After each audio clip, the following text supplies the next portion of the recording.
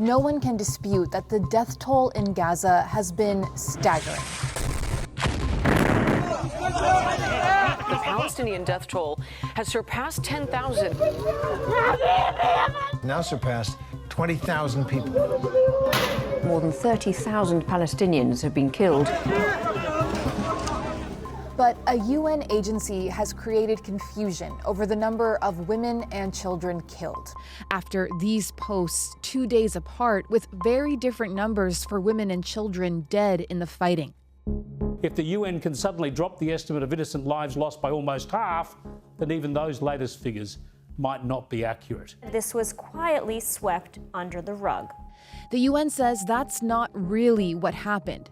Cut in half the casualties from Gaza. Is that true? It's not quite the case, no. So what actually is going on with the numbers? And with the war still raging, how are the dead being counted in Gaza? The pace and the scale of the killing is so great that it's impossible to keep up with it in real time. Let's go back to those posts from the UN. This is from May 6. Look at the fatality numbers. More than 9,500 women and more than 14,500 children. But in a post on May 8th, the data looked different. The overall death toll was about the same, at just under 35,000 people. But check out those numbers for women and children now, each lower by about half. So this data comes from Hamas-run agencies in Gaza. The UN can't independently verify the numbers. So right away, Israeli officials seized on this apparent discrepancy, accusing the UN of originally posting numbers inflated by Hamas. Israel's foreign minister called it fake data to promote blood libels against Israel. But the UN says it's not a full picture of what happened to just say the numbers were cut in half. And this is where it gets even more complicated. In that May 6 post, the UN was using data from the Hamas Government Media Office, or GMO. All of a sudden, on May 8th, it switched to using data from the Hamas-run Ministry of Health instead. So there's two different sources of data coming out of Gaza, and their numbers have been different. For example, the GMO says women and children make up 72% of those killed. The Ministry of Health has that number at 52%, though it says there are still thousands of bodies to count. Experts say the UN should have only used Ministry of Health data all along.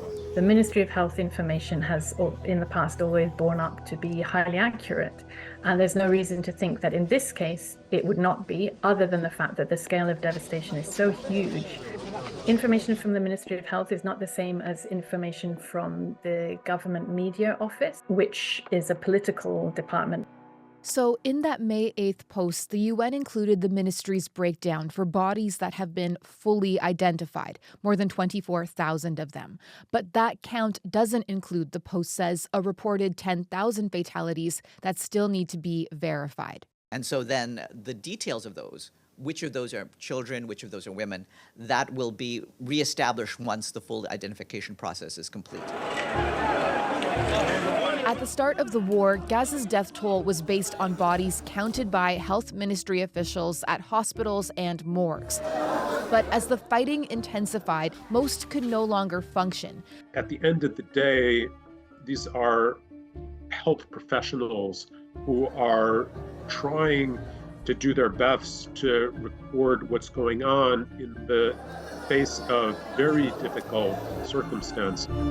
So several months into the war, the Ministry of Health started gathering data from two additional sources. One it calls reliable media sources.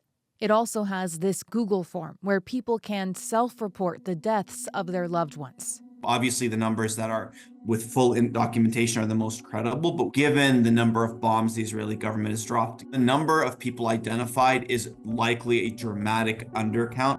Still, some experts are raising questions about that media sources category. They've never actually explained how they're going about doing this. If there is in fact a real methodology, that would rely very heavily on local journalists. That could be leading to drastically undercounting deaths of combatants, either because journalists can't be in those areas or because they're not going to go out and say that they saw Hamas fighters die publicly, since that would bring Hamas down on them. The breakdown of fatalities is always highly contentious in conflict because the number of women and children killed is often seen as an indication of the overall level of civilian deaths. This is relevant when it comes to allegations of genocide, the proceedings at the ICJ. These numbers have real consequences. Israel cites a lower death toll, saying it's killed 30,000 Palestinians in Gaza. 14,000 have been killed, combatants, and probably around 16,000 civilians have been killed. But experts say Israel hasn't shared how it collects its own data. So it's very frustrating to see this absolute fixation on trying to analyze specific numbers. These small discrepancies don't matter. The huge loss of life is what matters. And there will be more bodies. The true toll of this war will only be known once it's all over.